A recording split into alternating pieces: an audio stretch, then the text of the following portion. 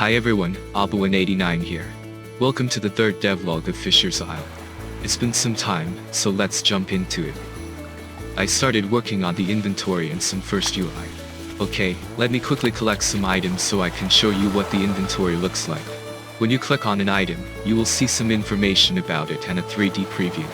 I drew the backpack icon in Affinity Designer.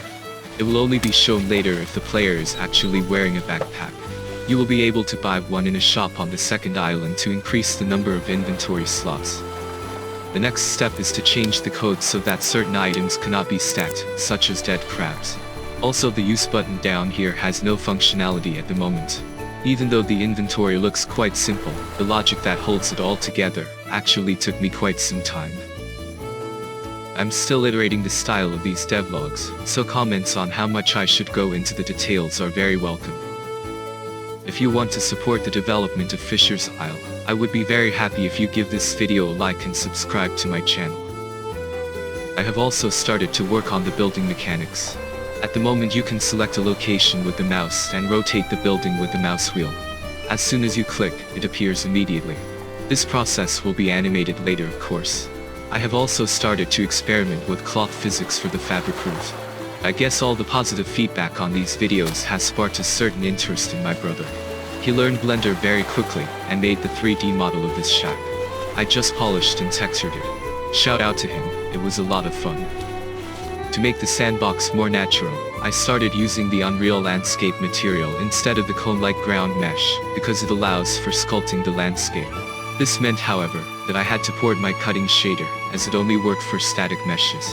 Now it works perfectly, and I did a lot of optimizations along the way, which took me another 3 weeks. But it was worth it. The game now runs smoothly again, with 60 FPS on 4K. Since the last devlog I spent most of the time improving my 3D modeling skills. This means that I have watched many videos on YouTube and bought a course. It was fun to do something creative after all these hours of programming and optimizing. I thought it would be cool to have a manta that you can tame to keep as a pet, and that you can use to move quickly in the water. It took me about 12 hours to model, rig, animate and texture it. And this was my first try. I put a lot of emphasis on the topology, which is very important for animations. I thought the manta looked pretty lonely, so I also made a shark. This time I was already faster. Here's how the shark model evolved, and how I go about modeling basically all of my 3D toy assets. This model is also entirely made of quads. After I put them both in the water, I started looking into navigation. I figured that Unreal does not support 3D navigation, so I had to come up with something of my own. I tried many different things, but in the end I used splines for a smooth and natural movement. Let's take a closer look at this.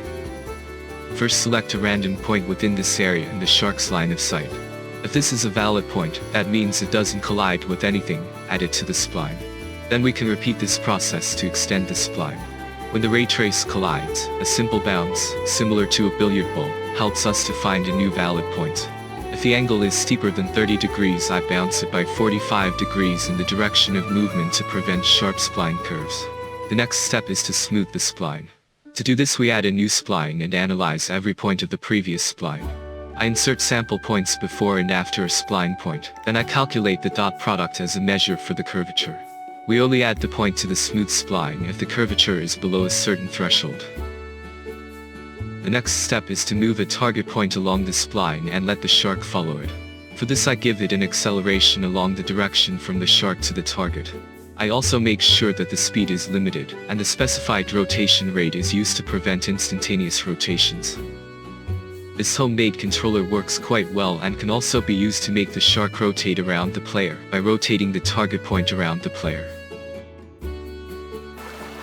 This is how it looks like in the game. The next step is to give the shark a more natural circling motion. For this I created 2 poses in Blender that can be used by an additive blend space.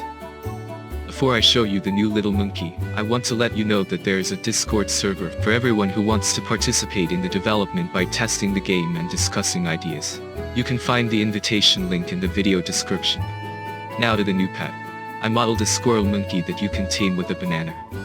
It will be able to climb on your back, follow you around, or pick coconuts from the trees. Here is the setup I used to model the monkey. I tried out a new workflow. Instead of hard surface modeling, I tried sculpting and retopologizing. It is much more work, since the monkey is quite complex, it was worth it. The next steps on my list are to finish and fine-tune this new game mechanics, so that I can wrap everything up to start a first pre-alpha test on my Discord channel, and get as much feedback as possible. Thanks for watching, stay tuned.